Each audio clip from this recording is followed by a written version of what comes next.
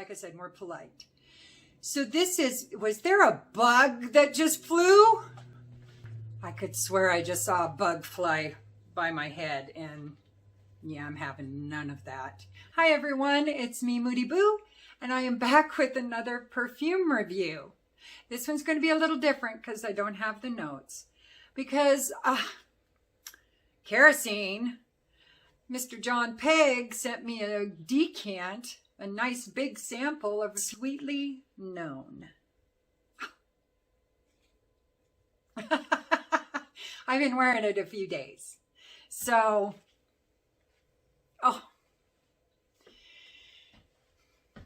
right off the bat, if you love Unknown Pleasures by Kerosene, you're going to love Sweetly Known. It isn't the same, but it is gourmand. I don't think it's quite as gourmand as Unknown Pleasures, but it's close. It's in the vein of being that gourmandy. Oh. So this thing has so many facets to it. I get a little something different almost every time I sniff it because I have no idea what the notes are, but I can tell you what I smell. And when I first spray it, it's good stuff. When I first spray it, I feel like there's almost some orange in there, like sweet lemon or maybe some mandarin orange or something like that. When you first spray it. And it's got this slight crystalline kind of an effect. It's almost like, okay, this is kind of what the top reminds me of. You know those little jellied orange slices that you get in a bag at the drugstore or whatever? I love them. They're like a chewy solidified jelly. You know what I'm talking about? And they've got all the thick rock sugar all over it. That's what this reminds me of. And the opening is one of those orange crystalline looking little candies. Just at the beginning, because immediately it starts warming up. And the next facet, it's like turning a diamond over and getting a little different view, a little different prism colors, you know, every time you turn it. That's what this thing does to me. So then I turn the diamond a little more and I look in that little facet. And that one has maple syrup in it. So there is that. I get maple syrup. I get a warm maple syrup. Not like you just take some syrup and pour it in a cup or anything. This is like you put it in the microwave and heated it up. And if you've ever done that, you know the smell I'm talking about. Because there's just this touch of like burnt sugar kind of an accord that I get. Without losing that candied orange or candied lemon kind of a smell. It's not so tart like lemon. That's why I'm saying orange. It reminds me of a crystalline, a sugar-coated, jellied mandarin orange slice. And then with maple syrup. And then it dries down. I turn the diamond again, a little more. And look in that facet. And that one has this almost powdery woodiness coming out. It's almost like there might be a little rice in there. Maybe not rice. Some kind of grain, though, I almost get. And with the woods. Oh, it's so good. It's that sweet orangey, and it goes a little like maple syrup and a little like grainy woods, almost like, okay, it just kind of occurred to me, almost like you're eating a whole wheat pancake with warm syrup and mandarin oranges on top, and then maybe some sugar sprinkled on top, even though this isn't very sweet. I'm just talking about that crystalline, that sweet crystalline kind of effect that it gives me. And you're eating those pancakes on like a cedar stump. A tree's been cut down. You just brought your plate up with your whole grain pancake, your mandarin orange slices, and your warm maple syrup, and set it down on the stump to eat. That's what this reminds me of. That's exactly what this reminds me of. I love it when I figure out the picture. You know what I mean? The fragrant picture that goes along with a scent. Because once that happens, I know I get it. I know once I have a picture in my head of exactly what I'm smelling, not like synesthesia or anything. It's not like I smell something and I see some. Well, it kind of is, but I don't have synesthesia. I kind of wish I did. It's really one of the coolest disorders you can have. Anywho, but once I get a fragrant picture in my head, and that tells me that I really, really understand this perfume. Whether I love it or I hate it, it doesn't matter. As long as I understand it, I will respect it. I don't have to love it, but that is the picture I get. It's wonderful. Oh, I would say the performance is more in the polite category. Not meaning it's poor performance by any means, but compared to a lot of kerosenes like Root Elements, Santalum Slivers, those things perform. This one is more polite. It's more smooth.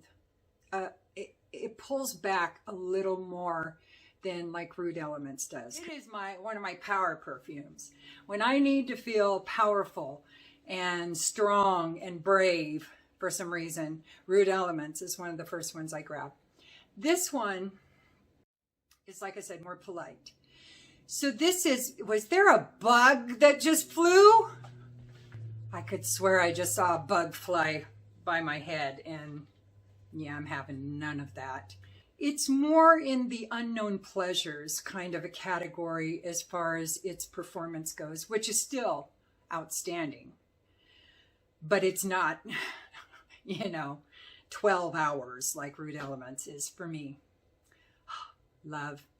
Gourmand. Sweet, but not real sweet. Earthy. Unisex. Absolutely unisex. Performance is polite, but still really good. Again, I get that candied orange, more maple syrup, whole grain pancake eating on a stump kind of a feel from it. Kerosene's prices, I don't think they've changed much in the last few years, so they're right at mid-range. They're like 150s, right in there, give or take. This is, I think, a very versatile perfume. It's not so sweet you couldn't wear it in warmer temperatures. But because of that crystalline and graininess that I kind of like, not graininess, but like grains, like rice or oats, something like that kind of grain. Because of that, there's some powderiness to it. And I don't do powdery perfumes in hot weather because I've had a bad experience with that. But this one is not that powdery, but I still wouldn't take the chance and wear it in hot temperatures. Now, cooler nights, absolutely. But this is also a perfume I think you could wear during the day because it's not so sweet and gourmand and decadent that it's going to be too much for anybody. And it's not so beast mode in its performance that it's going to invade anybody's personal bubble. Oh. Well, I know what my next kerosene's going to be. So I really love this stuff. But Unknown Pleasures is probably my favorite care.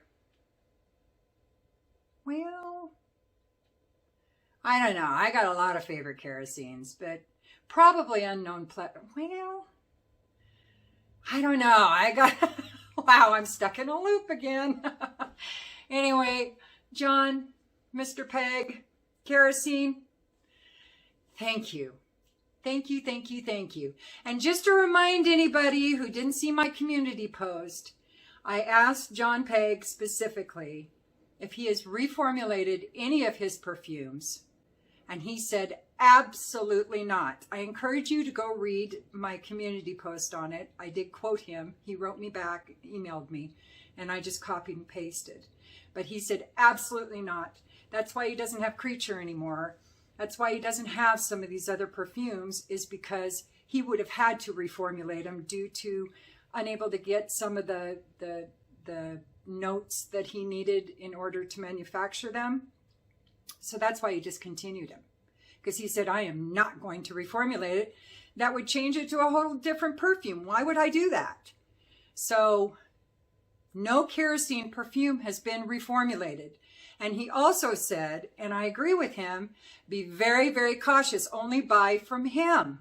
Only buy from his website, or buy them from websites that he has authorized, like IndieSense, something like that. Don't buy it from decant shops, because he cannot guarantee they haven't diluted it, they haven't put a different perfume in there, or something like that. So he's really discourages you buying from like the Perfume Court or Surrender to Chance or something like that for his perfumes. Just buy directly from his authorized dealers. So that's easy peasy chicken dinner. And I'm so glad that he clarified that, because rumors in the perfume world, that can be the death of a perfume, and that's a bunch of BS. If you ever have a question about a perfume, a perfumer, a creative director, or an owner or something like that, go right to the horse's mouth. Find some place to hang out instead of the rumor mill. That's all I'm saying. Because it can be really harmful. Sweetly known. Now I know it sweetly. And thank you again, John. I appreciate you so much. And don't forget to like and subscribe and ding the bell and comment if you want. If you don't, it's all good. I still